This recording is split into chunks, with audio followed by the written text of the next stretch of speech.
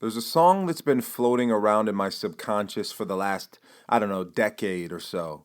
And occasionally it bubbles up to the surface. And that's when I start humming it. And when I do that, it's only a matter of time before I start singing it. And when that happens, it's all over. That song is lodged in my head for at least the rest of the day, if not into the next. And it's called There Is a Mountain. There's a good chance you've never heard of it, but when you do, I bet you'll find yourself replaying the melody over and over and over in your head, whether you like it or not.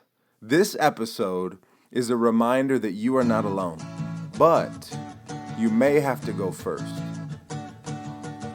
First there is a mountain, then there is no mountain, then there is. First there is a mountain, then there is no mountain, then there is. First there is a mountain, then there is no mountain, then there is. First there is a mountain, then there is no mountain, then there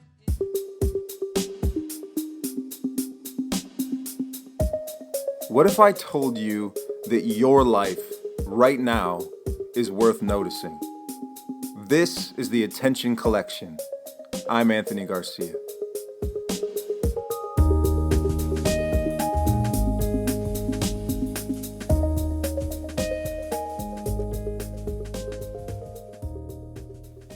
First, there is a mountain. Then there is no mountain. Then there is. Are you tracking with that? Someone actually wrote that song down, and then get this, they recorded it. They performed it in front of actual human beings. I love that. I brought this song up in a conversation not too long ago, which is not uncommon for me. And the two friends I was talking to, of course, they'd never heard the song, so I had to play them a snippet.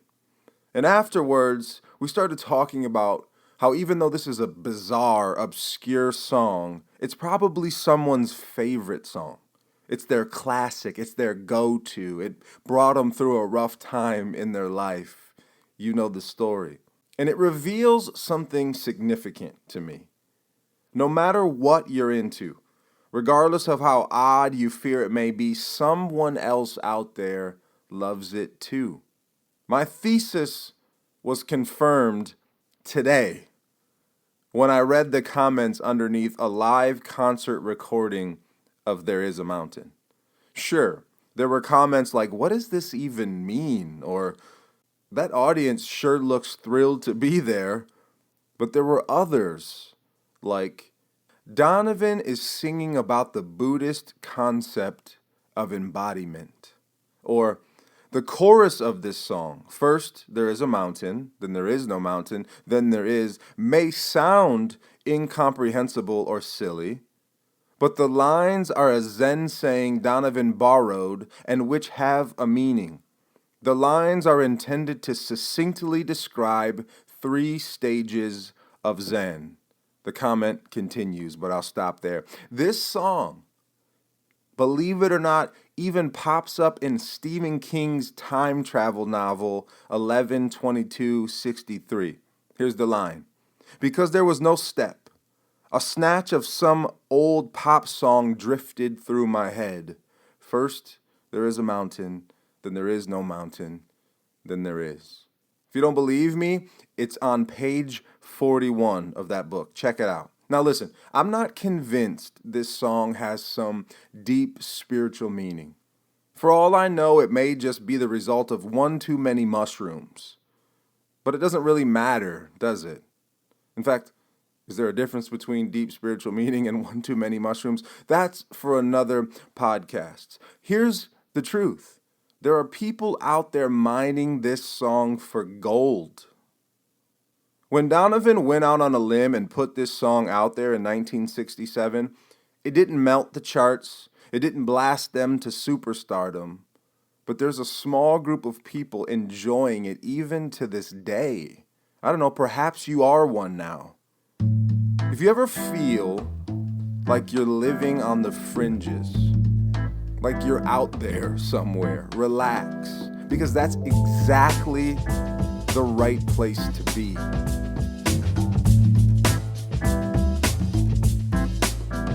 In 1969, just 2 years after Donovan released Your New Favorite Song, 6 social outcasts, essentially strangers, sat around a kitchen table and dreamed up a gathering for people like them, sci-fi enthusiasts and comic book geeks.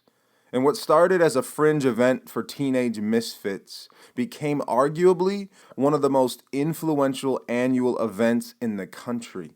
These days, Comic-Con hosts around 300,000 raving fans a year. It has shaped the entertainment industry in incredible ways. It's a pop culture bellwether.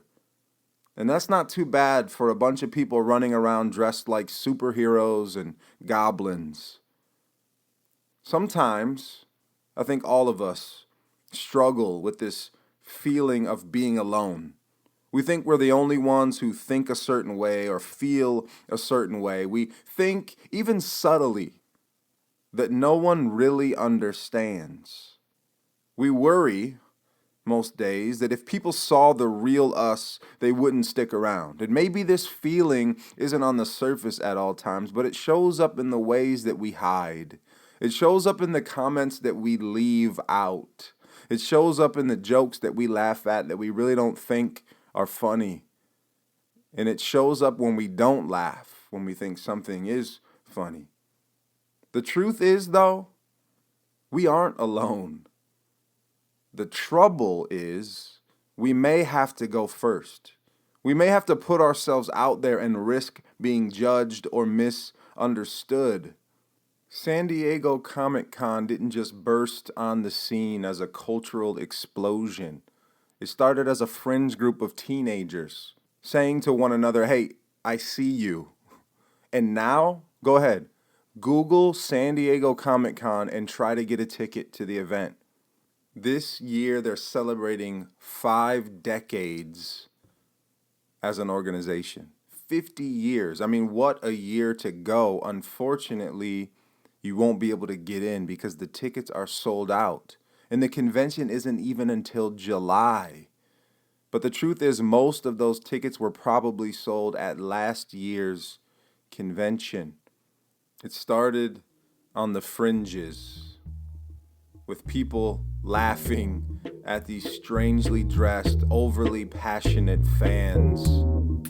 And now, there's probably still people laughing, but they have to do so from outside looking in because it's sold out.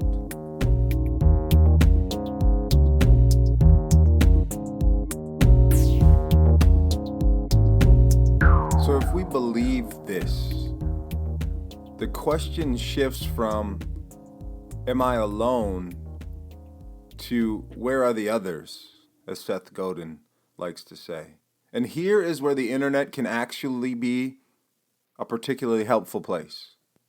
Because that Google search bar knows us arguably better than anyone else.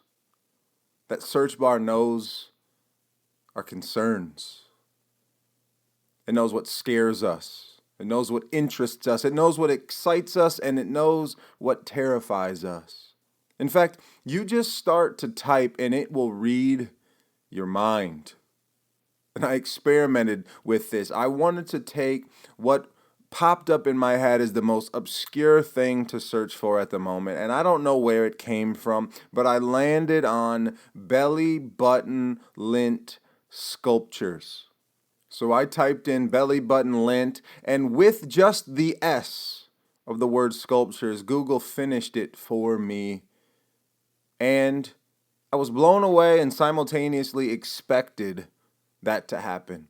And so I clicked on belly button lint sculptures as the search option, and an amazing amount of things popped up. And so I followed a link to a blog, and this blog features an artist who makes things out of human fingernails and toenails, and yes, you guessed it, belly button lint. This is what this artist has to say about her work. My work tends to shock most people, and I get all sorts of comments, positive and negative. Initially, a lot of people are frightened or grossed out by my work. 9 out of 10 people walk away in disbelief. A few minutes later, after it all sets in, the same people will return, dragging friends and family behind them, saying, "Look at this woman's crazy art." I figured that although everyone has their opinion about my work, unusual, innovative, interesting, gross, disgusting, etc., we can all agree on one thing. It is a little crazy. So not only was I not the only one who's ever searched belly button lint sculpture, there's actually a human being, and probably more, I didn't take the time to thoroughly research, who's out there making belly button lint bears. And she put the images online, and there's these little jars, and in the jars are suspended these cute little bears made entirely out of her boyfriend's belly button lint. I'm not saying you're a belly button lint enthusiast, nor should you be. But if you were, there's someone out there for you.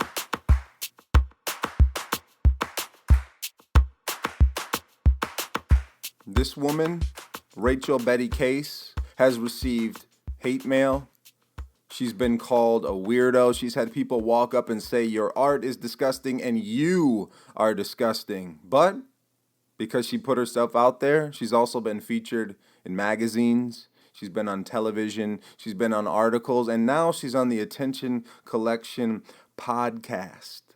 And it strikes me that this real life example of putting yourself out there also ties into a metaphor. Think about belly button lint for a moment, if you will.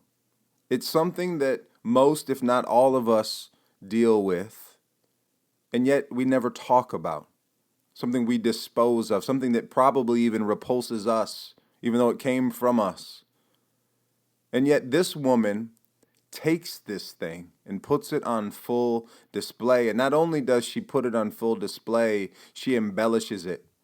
She elevates it. She turns it into a kind of performance art, and you can actually purchase it and put it on your shelf. And I think on some level that's what life should be about. Yes, we can hide away our quirks and flaws and our unique interests and the things that fire us up and the things that make us sad. We can tuck those things away, but when we do so, we rob other people of getting to know the real us. Because we're all unique, and yet we're more similar than we are different. Why do we hide that? When we stop hiding that, we have an opportunity, though it may take time, to find the others. I'm reminded of a poem from the late Shel Silverstein called Masks. It goes like this. She had blue skin, and so did he. He kept it hid, and so did she.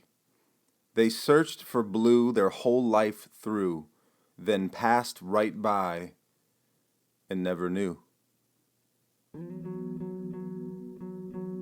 The stuff underneath the mask that we're so busy hiding, that's the stuff. That's the essence of what makes us amazing.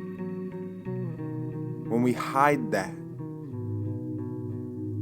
we make it impossible to truly connect with other people, and connection is what human beings long for. It's just as important to our well-being as food and water. And the truth of the matter is, your imperfect, often contradictory, and yet incredibly beautiful life is worth noticing.